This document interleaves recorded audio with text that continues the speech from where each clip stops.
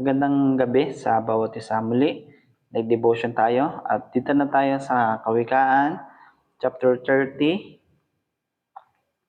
verse 1 hanggang 10 yung ating babasahin. At yun, hindi na natin patatagalin ang ating pagbabasa. At yun, umpisa na natin. Ang pamagat nitong verse 30 na nakalagay dito ay ito.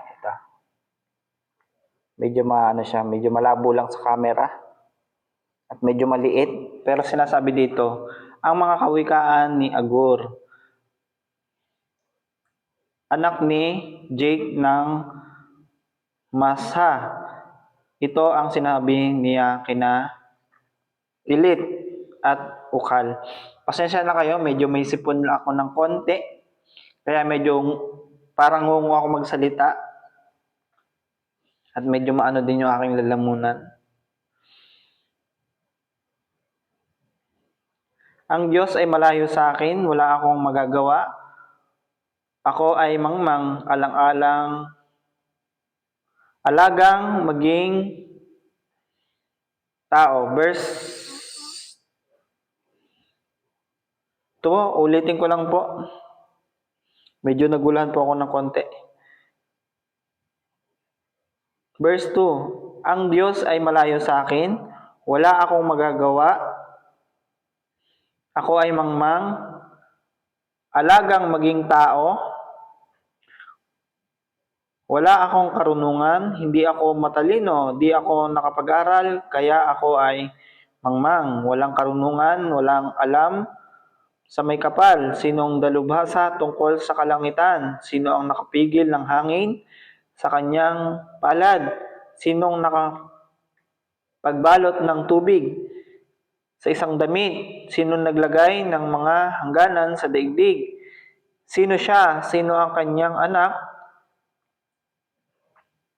Ang lahat ng salita ng Diyos ay mapananaligan at siya ang kanlungan ng mga nananalig sa kanya. Huwag mong daragdagan ang kanyang mga salita sapagkat pagsasabihan kaniyang bilang isang sinungaling.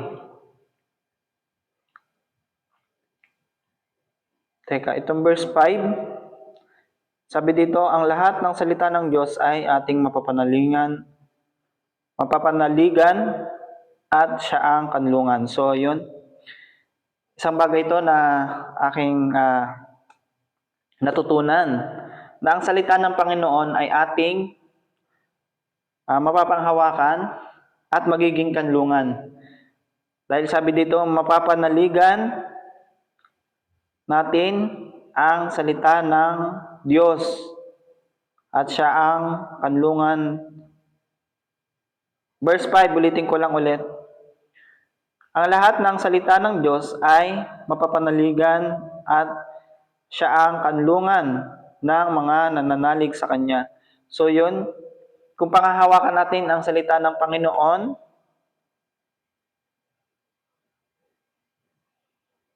siya ang ating kanlungan ng mga siya ang kanlungan natin, tayong mga nananalig sa Kanya. Huwag mong dadagdagan ang Kanyang salita sapagkat pagsasabihan kaniyang sinungaling. So yun, yung mga bagay na nilalaman ng salita ng Panginoon ay huwag nating dagdagan at huwag nating puputulin. Sinasabi dito sa verse 6. At yun, sana ay naunawaan yung gusto kong sabihin dito sa verse 5 na aking natutunan dito sa chapter 30 ng Kawikaan, na kung patuloy tayong mananalig sa ating Panginoon, tayo ay mapapabuti. At kung patuloy natin panghahawakan yung Kanyang salita, hindi tayo mabibigo. Patuloy niya tayong sasamahan at papatnubayan. Verse 7 na po tayo. Diyos ko, may hinihiling akong 2 bagay bago ako mamatay.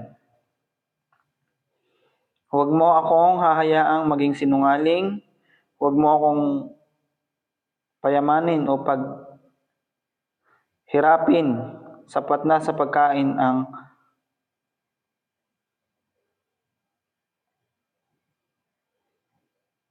sapat na pagkain lamang ang ibigay mo sa akin. Baka kung managana ako ay masabi kong hindi na kita kailangan. Baka kung maghirap ako ay matuto akong magnakaw at pangalan mo'y malapastangan.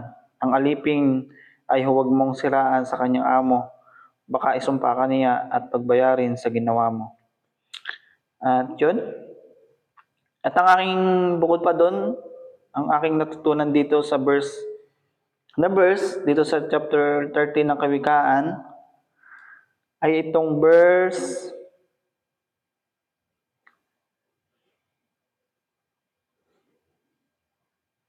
9. Baka kung managana ako ay masabi kong hindi na kita kailangan.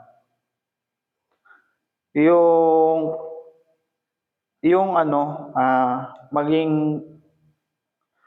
makontento tayo sa bagay na ating natatanggap. Na kung dumating man sa point na tayo nga ay mabigyan ng blessing na hindi natin na-expect, ay nawa ay hindi natin masabi na hindi na natin kailangan ang Panginoon. At yun, isang bagay ito na aking natutunan, itong verse 9. Basahin ko lang ng buo para mas malinaw at mas maintindihan nyo po. Verse 9, baka kung managana ako ay masabi kong hindi na kita kailangan. Baka naman kung maghirap ako ay matuto ako magnakaw at pangalan mo ay malapastangan. Sinasabi dito na sapat na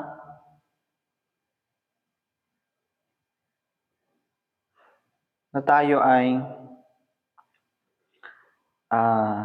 nakakain ng 3 beses sa isang araw. Based on experience at sa aking pagkakaunawa po dito sa sinasabi dito na tayo ay matuto na makontento. At yun na kung tayo man ay dumating sa point na yun nga, tulad ng sinasabi ko na tayo ay managana, ay wag sanang dumating sa point na kalimutan natin ang Panginoon sa mga bagay na binigay niya sa atin. Na opportunity, huwag sana natin kalimutan at huwag natin sanang masabi na hindi na kita kailangan, Panginoon, sapagkat may sarili po akong kakayahan. Sana ay hindi tayo ganun at sana naunawaan mo yung gusto kong sabihin. Hanggang dito na lamang. See you tonight devotion. At katulad nung sinasabi ko, kung may mga bagay po kayong hindi naunawaan dun po sa aking sinabi, ay malaya po kayong mag-comment dito sa baba po ng video ko. At sana po ay naunawaan nyo po yung gusto ko pong sabihin. At sana po ay unawain nyo po yung gusto ko pong sabihin sa inyo. At yun po, hanggang dito na lamang po ulit. See you tonight devotion. God bless po. At nawa ay patuloy niyo po akong samahan sa aking pagbabasa ng Bible. Hanggang dito na lamang po.